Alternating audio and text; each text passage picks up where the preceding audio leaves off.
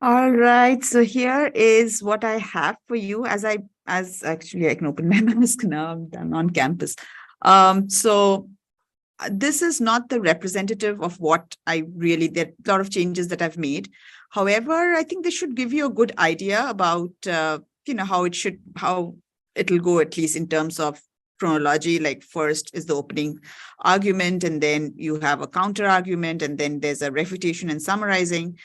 So I can show this to you. This was recorded sometime way back in 2021, I guess. But I think it should be a good starting point. So give me a second here. I'm trying to share. Actually, I need to go to.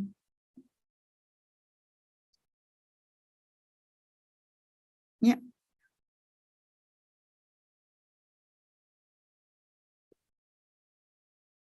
Here we go. So this is the first argument by the speaker here. His name is Andres, and he will start the argument. Okay.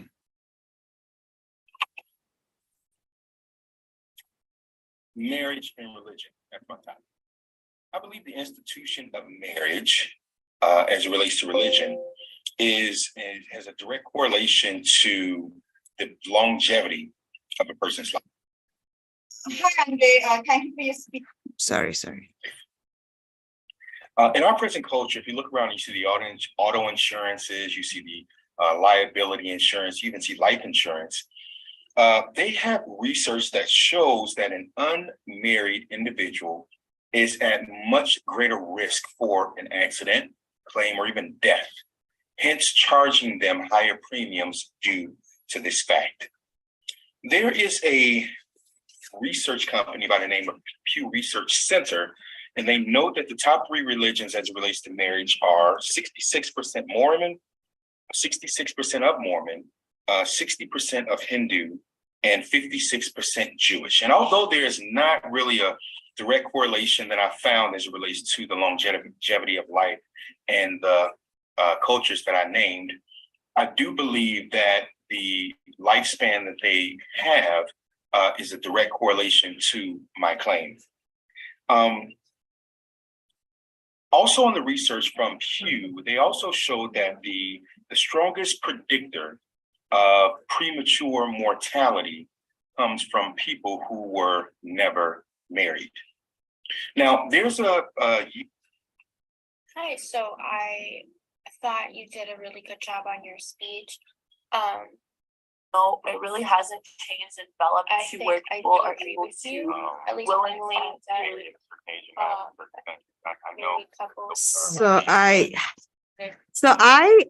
mostly happier. okay, so let me just see. There are a lot of counter arguments and everything that is just getting into it. So basically, just to give you an idea, this was his first argument, and he proceeds with it, and you can see that he did it for about 3 minutes. Okay, and that assignment, I think they were required to speak. The opening argument had to be about 3 minutes, and of course, this is at his home, and this was this was a practice speech where they didn't have to kind of comply with Illinois Articulation Initiative Act here.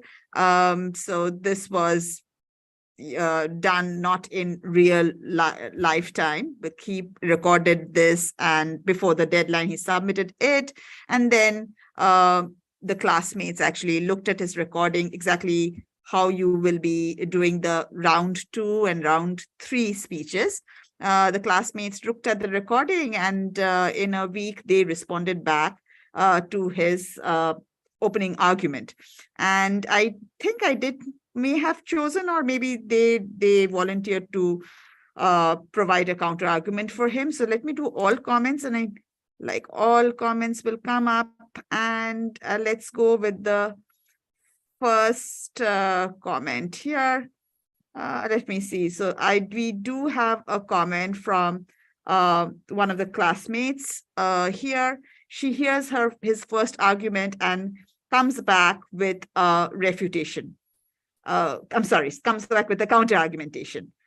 He provides the argument. She hears him, pushes him, and asked him to kind of address a few things. Where they would like to go in life. And hi, Andre, thank you for your speech. I think you did a really good job. So my rebuttal for you would be that the way that times are in some countries, it really hasn't changed and developed to where people are able to willingly choose, where they would like to go in life. And in some countries, it still remains where people, have to get married because of their religion.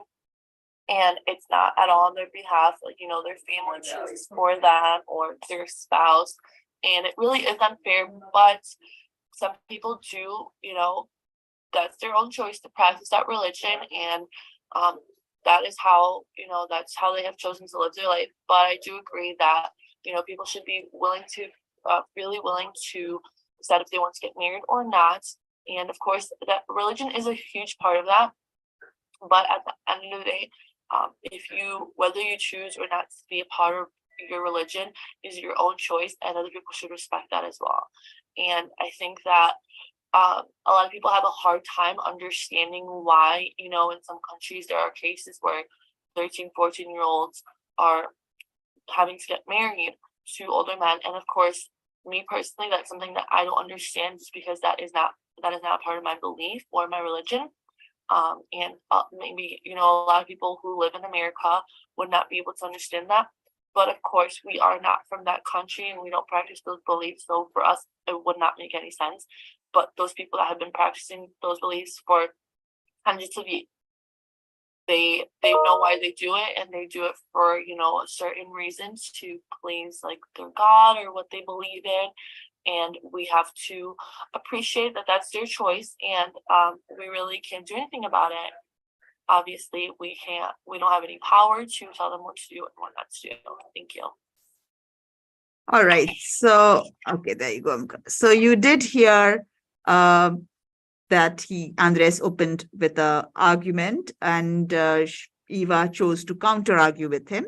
And then Andres will provide a response to Eva. So this is the refutation, and that's the last one. That's round 3 for you guys. So here's her position, and then attempts to respond. And again, these are all for you guys. It's all happening on different weekends, right? So you're going with your opening argument on a Sunday of a certain week.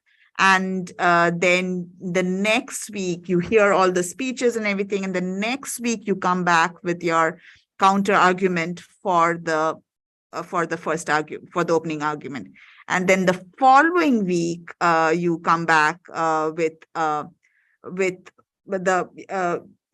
of you will receive a counter argument, and then you have to review your counter argument, and then on the following week, which is round 3, you come back with a refutation and a summarizing argument. So this is round 3 that is happening.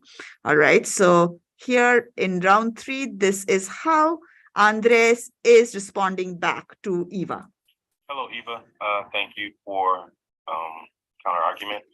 I'm with you. I don't have an issue with people that have their own belief system, whether or not they want to or not get married and practice a religion, or as you said,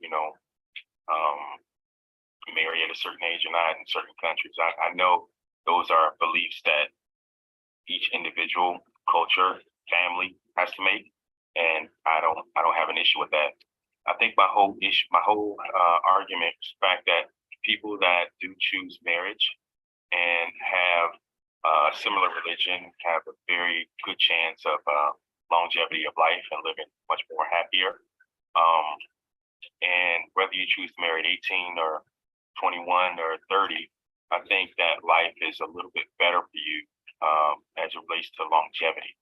That was the argument. So, I really appreciate your comment. And like you said, that's not your culture. That's not my culture. So that would not be anything that I'm refuting to, come against anyone personally. And again, I think I said that everybody has their different, mindset as it relates to how they want to choose to not get married or get married, or, whatever they want to do. It's just that through statistics, it shows that you're much more likely to live much more life if you are married. And again, for those reasons, in terms of having someone to care for your older, having that common, interest with someone to deal with life stages and things like that. So again, thank you for your comment, and I completely agree with you that each person's decision is up to them, and each culture makes their decisions in terms of what's best for their family and for where they live. Thanks.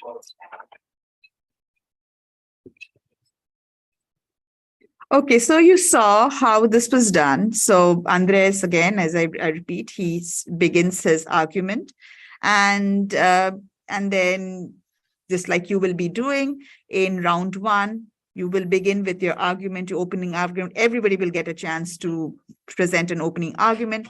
The next following week, you come back and review. I'm probably going to assign all of you. Let's see how that goes. I may not. I might just ask you to choose. Haven't decided about that. But then let's say you get assigned. I'll tell you that, okay, go ahead and Richard, go and evaluate, counter argue with Scott, right?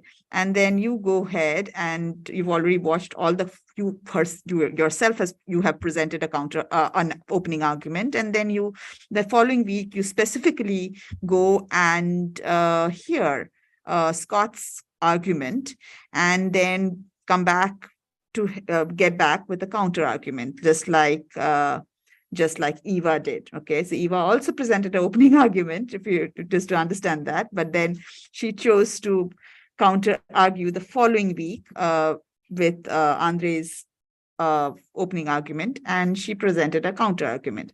So you're going to do the same thing. And then on the third week, which is the third round, you are going to see how many people, or maybe there'll be 1 or 2 or 3 people who has actually counter argued with you. And I'll ask you to pick maybe 1 or 2 or maybe 3. Haven't decided about that, but you need to respond. The civility is to respond to your your counter arguments, and maybe you can't respond to all of them, but let me choose 2 or 3. And then you counter argue. You refute. You refute the counter argumentation, just like Andres did here. And that's it. Refute and summarize, and that's it. You're done. So let me know if you have any questions. Again, this is just a practice one. They were at home doing this. As you could see, the opening argument for you guys is 5 minutes. For him, it is only 3 minutes.